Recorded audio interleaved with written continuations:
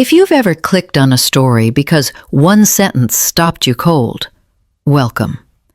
This one starts with a knock on a bathroom door and ends somewhere nobody expected, least of all me. My name is Leona, 68 years old. I'm not dramatic. I'm not brave. I'm just tired. I was living in my son's house because it made sense at the time. That's the lie I still tell myself. I helped when they needed it. Money, time, watching the grandkids when there were still grandkids around. Then the marriage cracked. Then the house stayed. And somehow I stayed too. Not officially, just there, taking up space quietly. That morning, I'd already told myself to be invisible. Don't ask. Don't complain. Don't get in the way. My body didn't care about that plan. I walked down the hall slower than usual, knees stiff, bladder screaming. The bathroom door was closed. Steam curled out from underneath, warm and smug. I tapped once. Light, polite. It's urgent. The water kept pounding, like I hadn't said anything. I waited. Shifted my weight. Tried again. Knuckles closer this time, voice lower. Not begging, not yet. Still nothing. Just the shower, full blast. Then her voice cut through it, sharp, bored. Wait outside like a dog, you annoying old woman. The water never stopped. That was the moment. Not the waiting, not what my body did after. The word, dog. It landed heavy, sat in my chest. I didn't move. I didn't knock again. I just stood there listening to the shower run like it had all the time in the world. Honestly, if someone had told me this would be the thing that broke something open in me, I would have laughed. A bathroom, a stupid hallway, me standing there like furniture nobody remembers buying. I cleaned myself up without making noise, didn't cry, didn't slam doors. I went back to the room I used and sat on the edge of the bed, hands flat on my thighs, staring at nothing. That afternoon the house went quiet. Too quiet. She was asleep, deep enough to snore, and that's when I stopped waiting.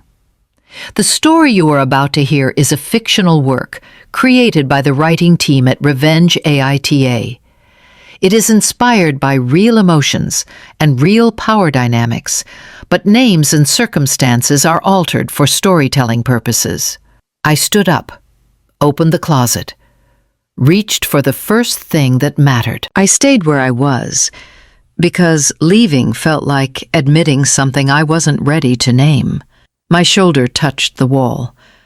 The paint was chipped there, rough against my sleeve. I told myself to breathe slow. Count. I counted wrong, on purpose. Skipped numbers, went backward. Anything to make the minutes smaller. The water didn't change. No dip, no pause. Just that steady roar like I hadn't knocked at all. I tapped again, softer this time. Not because I wanted to be polite, because my voice felt thin in my throat, and I didn't trust it not to crack. I leaned in close to the door, close enough to feel the warmth coming through the wood. It's still urgent. Nothing. I shifted my weight. The tile under my bare feet was cold, colder than I expected, and it shot straight up my legs. I pressed my thighs together, hard. My hands shook a little. I tucked them into my pockets so they wouldn't give me away, even though no one was looking. I waited for my son to come down the hall, for a door to open, for footsteps, for anything that said I wasn't alone in this. The house stayed quiet. The water kept running. I thought about knocking harder, thought about raising my voice. I even pictured it for a second, my palm flat against the door, my voice loud enough to cut through the spray. The picture didn't last. I knew how that would end. A sigh, an eye roll. Later. always later. Some of you are probably already shaking your heads, thinking, I should have made a scene. I do that too. I replay it in my head with a braver version of me. She doesn't live here.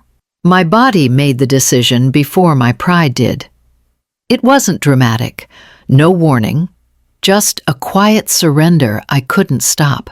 I stared at the door the whole time, like it might open out of guilt if I didn't look away. It didn't. When it was over, I stood there longer than I needed to, longer than made sense. The water still hadn't stopped. I wiped my hands on my pants and waited for something else to happen. Nothing did. That's when it hit me. Not all at once, piece by piece. No one was coming. Not now, not ever.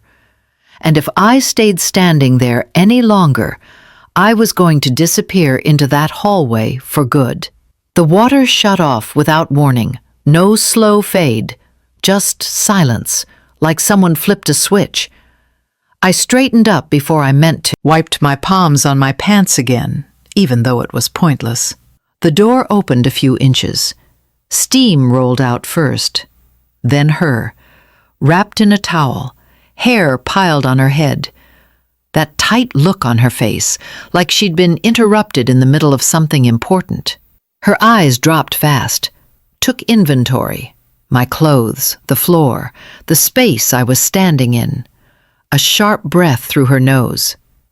That's disgusting. The word hit harder than the yelling earlier. Calm, clean, like a fact. I didn't answer. I didn't know what to say that wouldn't make it worse. She stepped out fully, careful with her feet, avoiding the spot like it might crawl onto her skin. The smell of my own soap clung to her, the one I bought because everyone said it was gentle. Lavender, maybe. It felt wrong on her, like something stolen. You should have waited, she muttered, already reaching for a clean towel from the shelf. I wasn't done. I stared at her hands. How steady they were.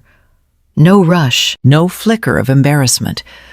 She tightened the towel and glanced up again, annoyed now that I was still there. Well, the word hung there, heavy with expectation. Like I was the one holding things up. I opened my mouth, closed it, tried again. I knocked. She scoffed, a short sound, almost a laugh. I was showering. What did you expect me to do? An apology didn't come, not even a half one. No, sorry. No, I didn't realize. Just irritation, like I'd failed some basic test. This is the part where people swear they would have lost it, raised their voice, thrown something. I didn't. I went quiet instead. So quiet it surprised me. That scared me more than anything she said. She brushed past me, shoulder close but not touching. The towel swished. The hallway suddenly felt smaller. Next time, plan better. She tossed over her shoulder, already walking away. Next time. I stood there after she disappeared, breathing in that lavender smell, feeling something settle into place. Slow. Solid. This wasn't a misunderstanding. This wasn't bad morning. This was how it worked here. By mid-afternoon, the house went quiet in that fake way it does when someone decides the day is over. I heard her door close. Not slammed, just shut. A little while later, the mattress creaked once. Then, nothing. She slept like nothing had happened, like the hallway hadn't held me there earlier. I went back to the room I used, sat on the edge of the bed, hands on my thighs, back straight, waiting for something big to hit me. Tears, rage, anything loud. Nothing came. My head did start talking, though. Every bad decision lined up neat, like they'd been waiting their turn. Moving in just for a little while. Helping with bills when they were short this month. telling myself it was temporary, telling myself I was needed. I wasn't needed. I was convenient. I thought about marching down the hall, knocking on her door this time, saying my piece, demanding respect. I even pictured the words. They sounded strong in my head. They always do. In real life, I knew how it would go. Excuses, sighs, maybe my son stepping in late, asking everyone to calm down. Me ending up apologizing for the tension. So I stayed where I was. The house felt too quiet. No television, no voices. Even the refrigerator seemed to stop humming, like it was listening. I sat there longer than I should have, staring at the closet door, then at the floor, then at my hands. If you're waiting for some big dramatic speech here, sorry. Real life doesn't cue music. It just keeps breathing while you figure out what you can live with. I stood up finally, slow. My knees complained and I ignored them. I walked to the closet and opened it without making noise. Clothes hung there like they always had, neutral, patient. I reached for a sweater, then stopped, let my hand drop. Not yet. I wasn't ready to talk. I wasn't ready to fight. I was done reacting, though. That part felt clear. Clean, almost. Down the hall, she turned in her sleep. A soft sound. Comfortable. I closed the closet door and leaned my forehead against it for a second. Just one. Then I stepped back, already thinking ahead, already rearranging things in my head. Quiet doesn't always mean peace. Sometimes it's just the space you need to plan. I started with clothes because that's what people do when they're pretending this is temporary. I folded sweaters, set aside socks, picked things I hadn't worn in months, like I was packing for a version of myself that didn't exist anymore. Halfway through, I stopped. The pile on the bed looked ridiculous, too neat, too hopeful. I stood there, staring at it, feeling stupid for even thinking I could just walk out with a suitcase and call it dignity. That wasn't how this worked. Not here. I sat down and pulled everything back out. Shirts went back on hangers. Shoes slid under the bed again. I left one change of clothes. Just enough. Then I reached for the stuff I'd been avoiding. The drawer stuck the way it always had. I tugged harder than I needed to. Inside were old envelopes, statements folded in thirds, papers I hadn't touched in years, because touching them meant admitting I was still responsible. I spread them out on the bed and started sorting. My name showed up more than I expected. On things I'd paid, on things I'd co-signed, on things everyone acted like belonged to someone else now. Keys came next. House key, spare car key, the one for the little lockbox in the hall closet that no one ever remembered existed. I slid them into my pocket and felt the weight settle there, solid and familiar. I found a folder at the bottom of the dresser, bent corners, dusty. When I opened it, the sound of paper sliding against paper felt louder than it should have. Final. Like a door closing somewhere. I swear I didn't feel powerful. I felt sneaky, like I was doing something wrong, even though I wasn't. Shame has a long memory. It sticks around even when it's not invited. I kept going anyway. I stacked everything neatly. Too neatly. Lined up edges. Old habit. Control where you can get it. From down the hall came the soft sound of her shifting in her sleep. A sigh. Comfortable. Unbothered. I zipped the bag and didn't look at the bed again. The things that mattered were with me now. The rest could stay where they were. I set the bag by the door and stood there for a moment, hand still on the zipper, feeling the shape of the situation change. Not lighter, just clearer. This wasn't me leaving with nothing. This was me leaving with proof. I hadn't even sat down yet when the phone lit up. One buzz, then another, then a third that didn't stop long enough for the screen to go dark. I left it face up on the table and watched the name flash, over and over. My son's name first, then hers. I didn't pick it up. The buzzing kept going, crawling across the wood like something alive. I slid the phone farther away with one finger. It kept vibrating anyway, stubborn, like it didn't understand the word no. The first message came in clipped, annoyed. "Where did you go?" The next one dropped the punctuation. "This isn't funny." Then the calls stacked up.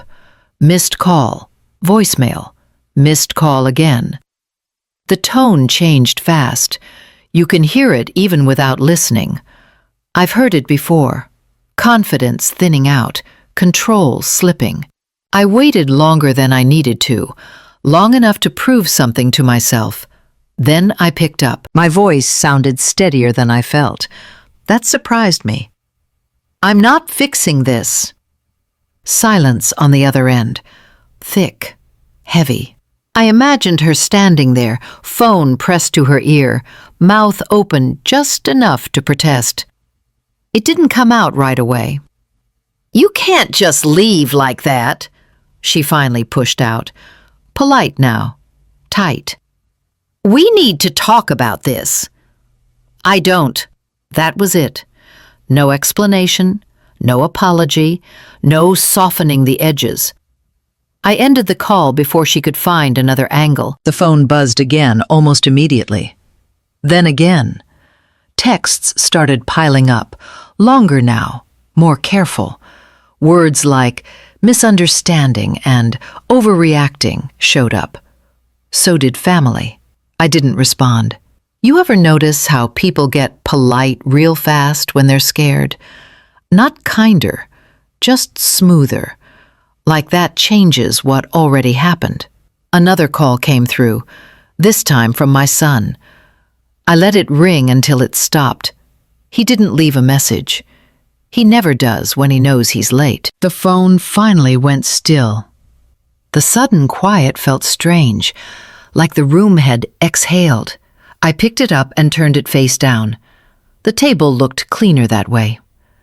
Whatever power they thought they had lived in my reactions, in my explaining, in my habit of smoothing things over. I'd taken that away. And for the first time all day, the silence worked in my favor. The bank smelled like paper and old coffee. I took a number, sat down, waited my turn like this was any other errand. That's how it had to look. Ordinary. When they called my name, I stood up and followed the woman behind the counter. She talked in that careful tone people use when they think emotions might spill. I kept mine folded up tight. I slid the folder across. She opened it, eyes moving fast, practiced. "Are you sure you want to proceed with this today?" "Yes."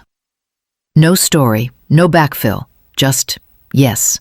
She nodded and turned the screen so I could see where to sign. The pen felt heavier than it should have. My hand hesitated, just a beat. Long enough for the old reflex to kick in. Keep the peace, don't make waves. The click when the pen touched the paper cut through that thought. Sharp, final. I didn't feel brave. I felt sick. But I signed anyway. My phone buzzed while I was still standing there. I didn't look at it until I was back outside. Her name. A paragraph this time. Calm words pretending to be reasonable. She laid out her logic like a math problem. Who paid what? Who lived where? What was fair? I didn't answer.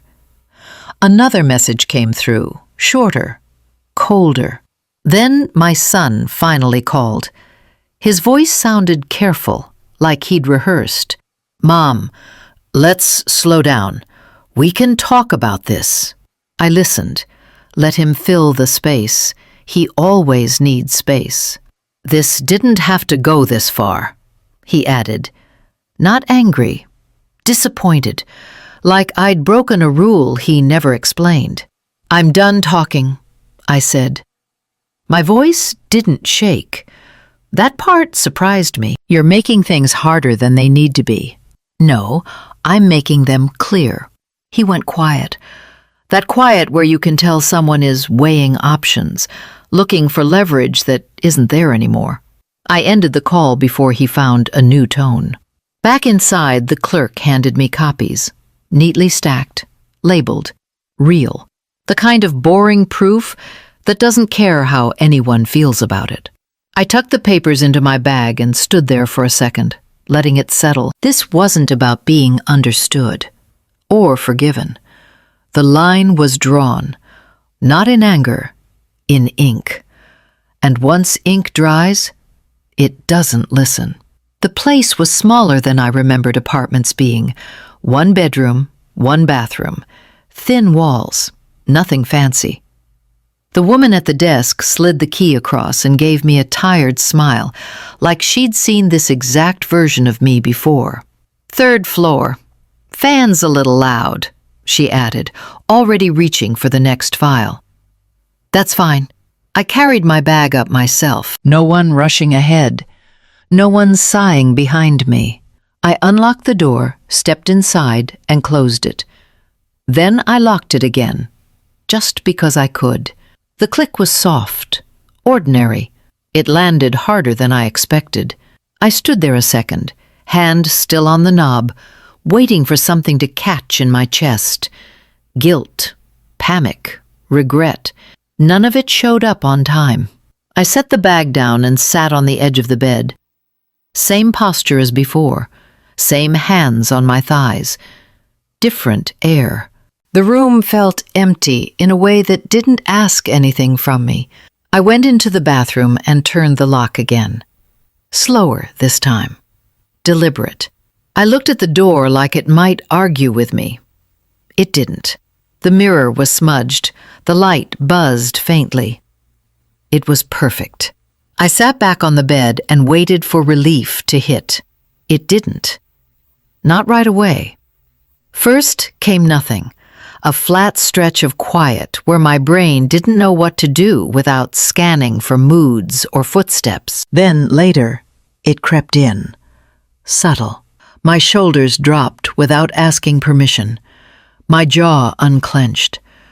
I hadn't realized how long I'd been holding it that way. The fan kicked on by itself when the room warmed up. Old, loud, steady. The hum filled the space like it meant to stay.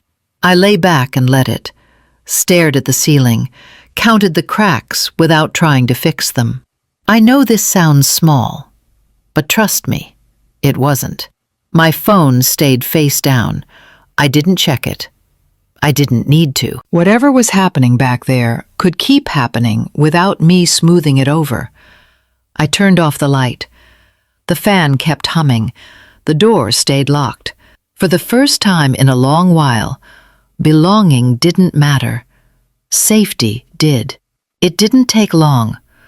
The first real consequence showed up as a message from her, sent early, too early, long, careful. She opened with my name spelled right for once, said things were getting complicated, said there were bills she didn't realize I handled, said she couldn't find the account information. I didn't answer. My son tried a different angle. He left a voicemail instead of calling. His voice sounded thin, like he was standing in a hallway somewhere, not sure which door to knock on. "Mom, we're just trying to understand what you want." I deleted it without listening all the way through. My thumb moved before my head could interfere. The trash icon blinked. Gone. Later that day she called. I picked up by accident, honestly. The phone was in my hand already. Her voice rushed out fast. Too fast. Apologies stacked on top of each other. Uneven. She said she hadn't meant it that way. Said she was stressed. Said I knew how hard things had been lately. "I need you to help fix this," she finished, breath tight. "I'm not fixing anything. I said. She went quiet, then sharper. So you're just going to punish us? No, I told her. I'm just not stepping in anymore. Anger followed guilt like it always does. Her tone hardened. She brought up family, sacrifice, everything I'd already given, like it was a receipt she could return me with. I ended the call. My son texted later, one line, "You're tearing this family apart." I stared at it longer than I wanted to admit. Part of me wanted them to hurt less. Another part of me was done caring. That part won. I set the phone down and walked to the bathroom, locked the door, sat on the edge of the tub for a minute, grounding myself in the quiet. They thought I'd come back because I always had, because I'd always been the fix, the buffer, the soft landing. That version of me didn't live here. The messages slowed after that. The tone shifted again. Less confidence, more space between words, reality settling in. I didn't respond to any of it. The night stayed calm, the fan hummed, the door stayed locked. And somewhere across town, they finally understood that this time was different.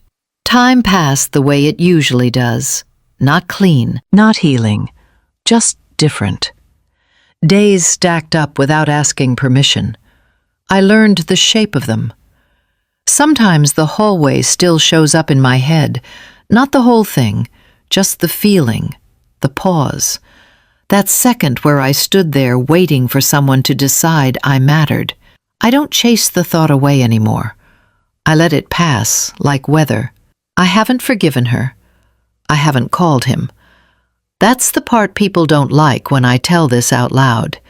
They want a bridge built, a hug, closure with a bow on it. I don't have that. What I have is space. I wake up, I make coffee, strong, a little bitter. The steam fogs my glasses, and I laugh under my breath every time because it still catches me off guard. I lock the bathroom door even when no one else is here, especially then. The click grounds me. Once my phone buzzed with a message I didn't expect. Short, careful, no demands, no apologies either. I read it, set the phone back down. Made a choice not to respond. That choice felt heavier than any argument we ever had. I don't know if this makes me strong or just tired. Maybe both. I do know I don't stand in hallways anymore, waiting for permission to exist. I sit down when I'm tired. I leave when I'm done. I stop explaining myself halfway through sentences now. It saves time. If there's one thing I've learned, it's this. Don't teach people that silence means agreement. Don't teach them that you'll always absorb the impact so they don't have to feel it. Boundaries aren't punishments, they're instructions. If this story hits something in you, say it out loud somewhere, write it, share it. You're not wrong for wanting a door that closes when you need it to. I finish my coffee, wipe my glasses, stand up. The door stays locked, and I don't wait outside anymore.